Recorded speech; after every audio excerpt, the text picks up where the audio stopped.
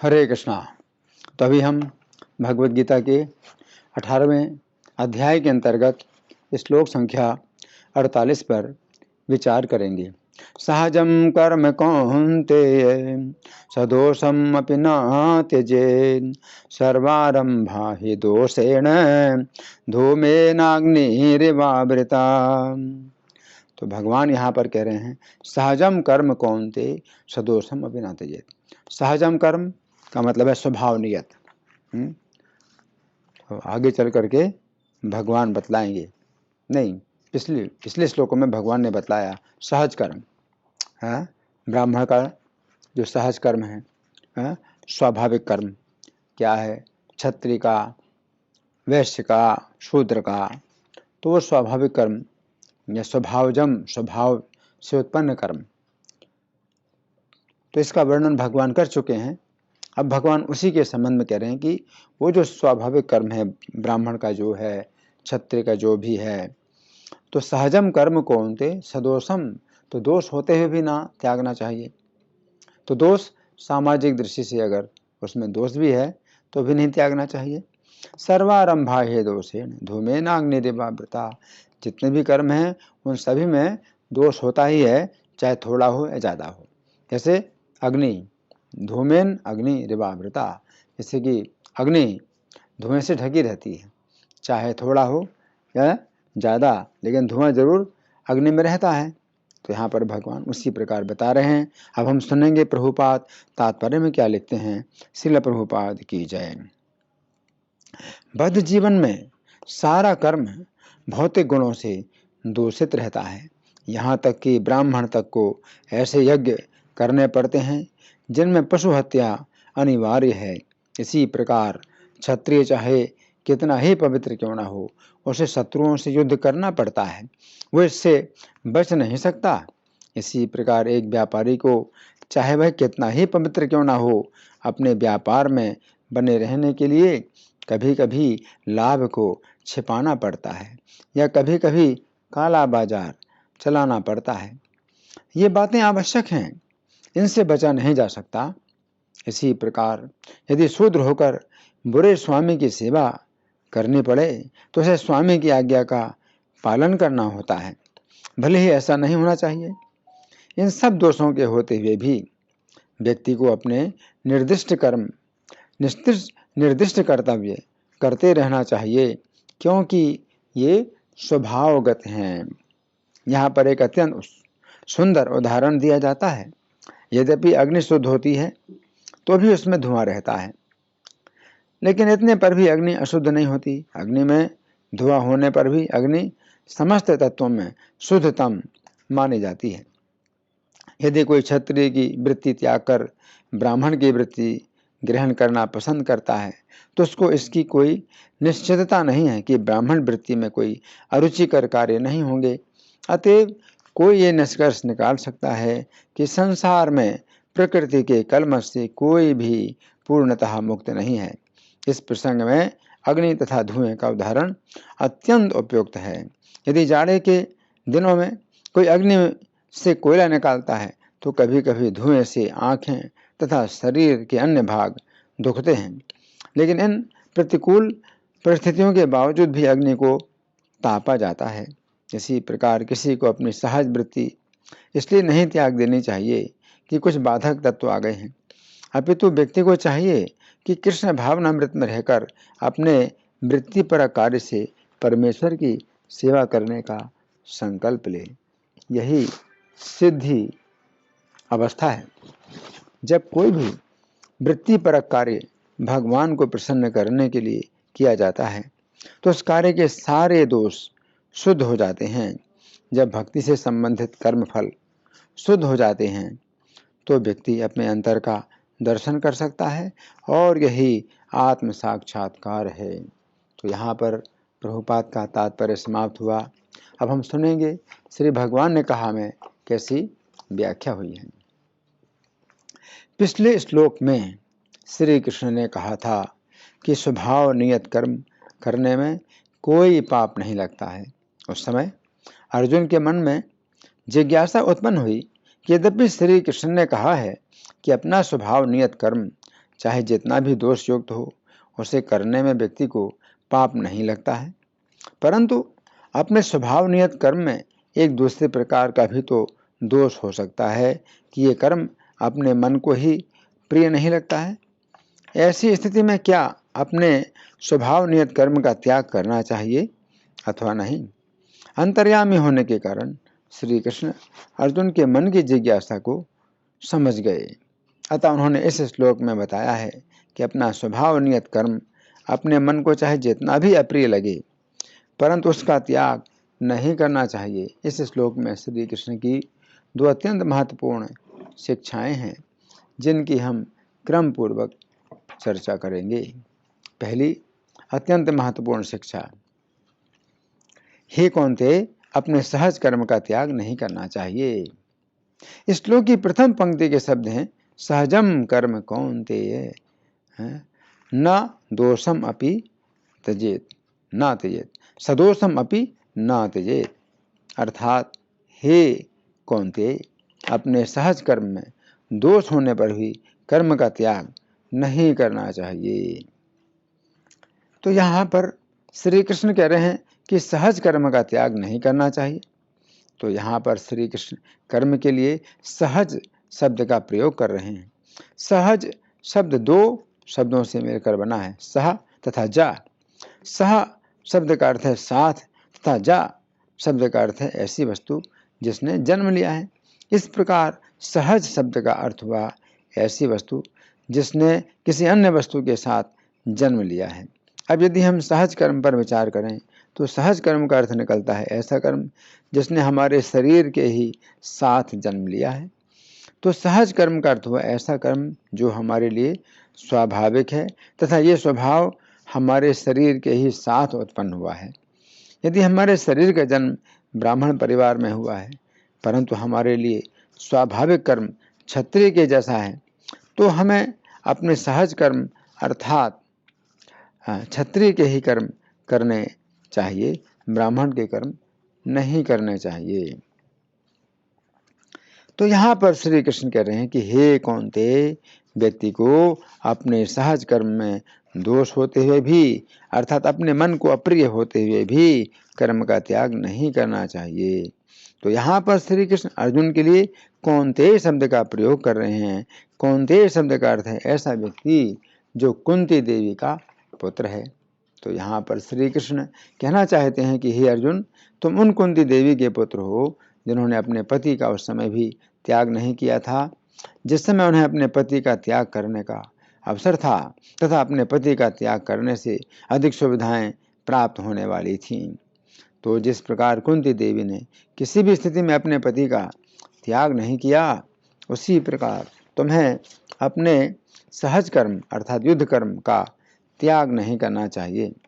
महाभारत के आदि पर्व के अंतर्गत अध्याय संख्या 118 में वर्णन आता है कि जिस समय महाराज पांडु को किंदिम ऋषि के द्वारा ये शाप प्राप्त हो गया कि वे जिस समय अपनी पत्नी के साथ सहवास करेंगे उस समय उनकी मृत्यु हो जाएगी, उस समय उन्होंने अपनी पत्नी कुंती तथा माद्री से अपना संन्यास लेने का विचार बताया। उस समय कुंती देवी ने महाराज पांडु का त्याग नहीं किया, बल्कि वे अपने पति की सेवा करने के लिए वन में गईं। वन में वे अपने पति की सेवा करेंगी, जबकि उन्हें अपने पति के सहवास का कोई भी सुख नहीं प्राप्त होगा। परंतु यदि वे राजमहल में रहेंगी तो अत्यंत सुखपूर्वक रहेंगी। ऐसी स्थिति में भी उन्होंने अपने पति का त्याग नहीं किया, जबकि उनके पति में यह दोष उत्पन्न हो चुका था कि उनका पति अपनी पत्नी के साथ सहवास नहीं कर सकता है। तो यहाँ पर श्री कृष्ण कह रहे हैं कि हे अर्जुन, जिस प्रकार पत्नी के लिए अपने पति का त्याग करना निंदा की बात है, उसी प्रकार तुम्हारे लिए भी अपने सहज कर्म अर्थात युद्ध कर्म का त्याग करना निंदा की बात होगी। जिस प्रकार कुंती देवी के पति में यह दोष था कि वो संतान उत्पन्न नहीं कर सकता था, उसी प्रकार तुम्हारे सहज कर्म में यह दोष है कि अपने ही स्वजनों की हत्या हो रही है। परंतु जिस प्रकार कुंती देवी ने अपने दोष युक्त पति का त्याग नहीं किया, उसी प्रकार तुम भी अपने दोष युक्त कर्म का त्याग मत करो। जिस प्रकार कुंती देवी ने मुझे प्रसन्न करने के लिए अपने पति की सेवा की, उसी प्रकार तुम भी मुझे प्रसन्न करने के लिए अपने दोष युक्त कर्म को करो।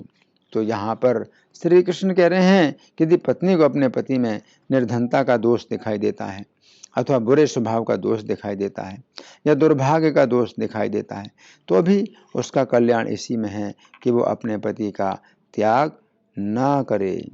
उसी प्रकार व्यक्ति को अपने सहज कर्म में चाहे जितने भी दोष दिखाई दें, उसे अपने सहज कर्म का त्याग नहीं करना चाहिए, बल्कि उसे श्री कृष्ण की प्रसन्नता के लिए अपने सहज कर्म को करना चाहिए। तो यहाँ पर श्री कृष्ण कह रहे हैं कि अपने सहज कर्म में दोष होते हुए भी कर्म का त्याग नहीं करना चाहिए।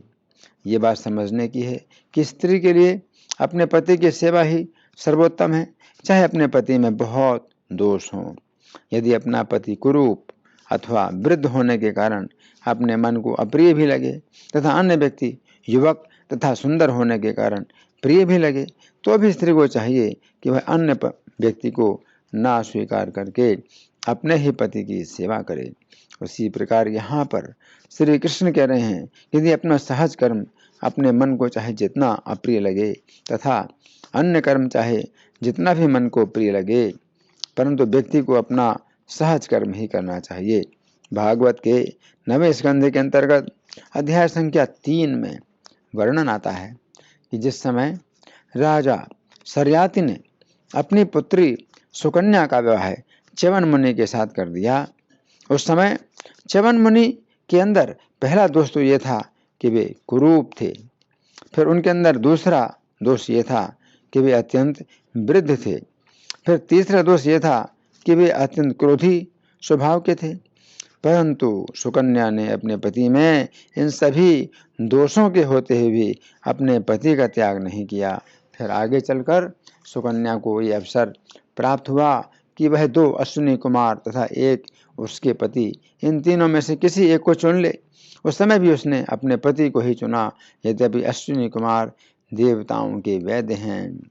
तो जिस प्रकार स्त्री की पवित्रता इसी बात पर निर्भर है कि वह दोषों के होते हुए भी अपने पति का त्याग ना करे, उसी प्रकार श्री कृष्ण की दृष्टि में पवित्रता इसी बात पर निर्भर है कि व्यक्ति दोष होते हुए भी अपने सहज कर्म का त्याग ना करे। तो यहाँ पर श्री कृष्ण कह रहे हैं कि व्यक्ति को अपने सहज कर्म का त्याग नहीं करना चाहिए। इस श्लोक के तात्पर्य में श्रील प्रभुपाद लिखते हैं, किसी को अपनी सहज वृत्ति इसलिए नहीं त्याग देनी चाहिए कि कुछ बाधक तत्व आ गए हैं, अपितु मनुष्य को चाहिए कि कृष्ण भावनामृत में रहकर अपने वृत्तिपरक कार्य से परमेश्वर की सेवा करने का संकल्प ले। यही सिद्धि अवस्था है, जब कोई वृत्तिपरक कार्य भगवान को प्रसन्न करने के लिए किया जाता है तो उस कार्य के सारे दोष शुद्ध हो जाते हैं इति। अब दूसरी अत्यंत महत्वपूर्ण शिक्षा, सभी आरंभों में दोष होता है जिस प्रकार अग्नि में धुआं होता है। इस श्लोक की दूसरी पंक्ति के शब्द हैं, सर्व आरंभाः हि दोषेण धूमेन इन अग्नि एव आवृताः। अर्थात जिस प्रकार अग्नि में धुआं होता है उसी प्रकार सभी आरंभों में दोष होता है। तो यहाँ पर श्री कृष्ण कह रहे हैं कि आरंभ में जिस प्रकार अग्नि धुएं से ढकी रहती है, उसी प्रकार सभी कर्मों के आरंभ में दोष होते हैं। ये बात समझने की है कि जिस समय हम लकड़ियों को इकट्ठा करके अग्नि उत्पन्न करते हैं, उस समय अग्नि धुएं से ढकी रहती है।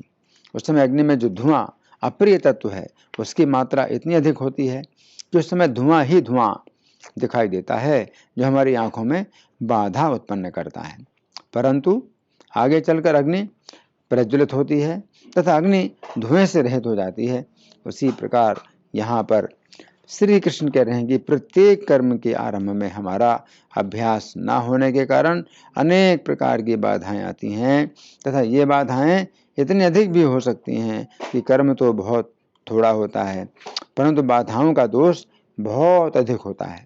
यदि हम श्री कृष्ण के नाम का अभ्यास करते हैं तो नाम में अरुचि की बहुत बड़ी बाधा उत्पन्न होती है। यह अरुचि उसी धुएं के समान है जो प्रारंभ में अग्नि को ढक देता है। परंतु आगे चलकर जिस प्रकार विधि का पालन करने पर अग्नि प्रज्वलित हो जाती है तथा उसमें धुआं नहीं रहता है, उसी प्रकार नाम का विधि पूर्वक अभ्यास करने पर हमारे नाम जप में अरुचि की कोई भी बाधा नहीं उत्पन्न होती है तथा हमारा नाम जप धुएं से रहित अग्नि के समान प्रकाशमान हो जाता है। तो यहाँ पर श्री कृष्ण कह रहे हैं कि सभी कर्मों में कुछ न कुछ दोष होता है। अभी हमने आरंभ का अर्थ कर्म की शुरुआत मानी थी, परंतु आरंभ शब्द का दूसरा अर्थ कर्म भी है। तो यहाँ पर श्री कृष्ण कह रहे हैं कि सभी आरंभों में दोष होता है। इस श्लोक के तात्पर्य में श्रील प्रभुपाद लिखते हैं, यदि शूद्र होकर बुरे स्वामी की सेवा करनी पड़े तो उसे स्वामी की आज्ञा का पालन करना पड़ता है, भले ही ऐसा नहीं होना चाहिए। इन सब दोषों के होते हुए भी मनुष्य को अपने निर्दिष्ट कर्तव्य करते रहना चाहिए, क्योंकि वे स्वभावगत हैं इति। इस श्लोक के बंगाली पद्यानुवाद में श्रील प्रभुपाद लिखते हैं, सदोष सहज कर्म कभू न हे त्याज, ताहा ते सिद्धि लाभ हृदय सदा भाज, जगतेर सब काज दोष बिना नोय, अग्रते यदा कदा धूम देख जोय। तो यहाँ पर श्री कृष्ण अर्जुन से कह रहे हैं, सदोष सहज कर्म कभू नहीं त्याज्य, अर्थात हे अर्जुन, मेरी प्रसन्नता के लिए जो तुम्हारा स्वभाव नियत कर्म है उसमें दोष होने पर भी नहीं त्यागना चाहिए। ऐसा कर्म ना त्यागने के लिए तुम मेरी शरण लो। तो इस श्लोक में भगवान बहुत ही बढ़िया और स्पष्ट शिक्षा दे रहे हैं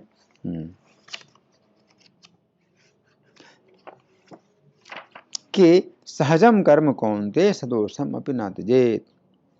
जो अपना सहज कर्म है, तो सहज कर्म का मतलब है जिसमें हमारा अभ्यास हो गया है और जो हमारे लिए स्वाभाविक होता है, तो उसे सदोषम अपि न त्यजेत, दोष होने पर भी नहीं त्यागना चाहिए। तो जो दोष हमें दिखाई पड़ता है हमारे सहज कर्म में, तो वो दोष हमारी दृष्टि में हो सकता है या समाज की दृष्टि में हो सकता है, परंतु भगवान की दृष्टि में नहीं है। क्योंकि पिछले श्लोक में भगवान ने कहा था कि सुधर्मे निधनम श्रेयः, अपने सुधर्म में जो अपनी मृत्यु है वो भी कल्याणकारी है। स्वधर्मे निधनम श्रेयः, ये श्लोक तीसरे अध्याय का 35वां है। और पिछले श्लोक में भगवान ने कहा कि स्वभाव नियतम कर्म कुर्वन्ना आपनोति विषम, कि उसमें कोई पाप नहीं लगता है। तो दोष होता है, अपने सहज कर्म में दोष होता है, लेकिन उसमें पाप नहीं लगता। इसका मतलब है कि श्री कृष्ण की दृष्टि से वो दोष नहीं है, श्री कृष्ण उसे दोष नहीं मानते हैं। लेकिन अगर हमारा मन उसमें दोष मानता है या समाज की दृष्टि में दोष माना जाता है, तो उसकी चिंता ना करें। क्यों? क्योंकि श्री कृष्ण ही अंतिम निर्णय करने वाले हैं। अगर उनकी दृष्टि में दोष नहीं है, तो हमारी दृष्टि में दोष हो या पूरी दुनिया की दृष्टि में दोष हो, तो इससे क्या फर्क पड़ता है? ना हमारा कोई महत्व है, न दुनिया का कोई महत्व है। महत्व किसका है? श्री कृष्ण का है। तो श्री कृष्ण अगर कह रहे हैं कि दोष होते हुए भी नहीं कर्म को त्यागना चाहिए, तो हमें श्री कृष्ण के अनुसार कार्य करना है, अपने मन के अनुसार कार्य नहीं करना है। इसलिए श्री कृष्ण ने गीता के 9वें अध्याय में अंतिम श्लोक में कहा, मन मना भव, कि मेरे मन वाले बनो। तो श्री कृष्ण के मन के अनुसार अगर हमारे कर्म में दोष नहीं है, तो हमें वो कर्म करना है, क्योंकि श्री कृष्ण के मन के अनुसार हमें चलना है। हमारे मन के अनुसार किसी कर्म में दोष है तो हमें अपने मन के अनुसार नहीं चलना है। तो इस प्रकार से भगवान इस श्लोक में भी संकेत कर रहे हैं शरणागति का, कि मामेकम शरणम व्रज, कि एकमात्र मेरी शरण में आओ। तो श्री कृष्ण ही सबसे बड़े अधिकारी हैं कि निर्णय करेंगे कि हमारे कर्म में दोष है या नहीं है। सर्वारंभा ही दोषेण धूमेन अग्निदिवावृता। तो जितने भी कर्म हैं उन सभी में दोष होता है, और धुएं से जैसे आग ढकी रहती है। तो आरंभ का मतलब है प्रारंभ। तो जब प्रारंभ में आग जलाते हैं तो क्या होता है, धुआं ही धुआं होता है, आग नहीं दिखाई पड़ती है और धुआं ही धुआं होता है ना। तो पहले तो आग को जो है जब जलाया जाता था, लकड़ी में आग लगाई जाती थी तो मुंह से फूंक मारना पड़ता था, और मुंह से फूंक मारना पड़ता था और धुआं निकलता था, आंखों में जाता था, तो आंखों में बड़ा कष्ट उत्पन्न होता था। तो यहाँ पर भगवान यही कह रहे हैं कि चाहे जितना भी हमें कष्ट हो धुएं के कारण, लेकिन हमें आग जलानी पड़ती है और आग का उपयोग होता है। उसी प्रकार से कोई भी कर्म हो जिसमें हमें कोई भी असुविधा हो, दोष महसूस हो, परंतु हमें कर्म करना चाहिए। धन्यवाद। हरे कृष्णा।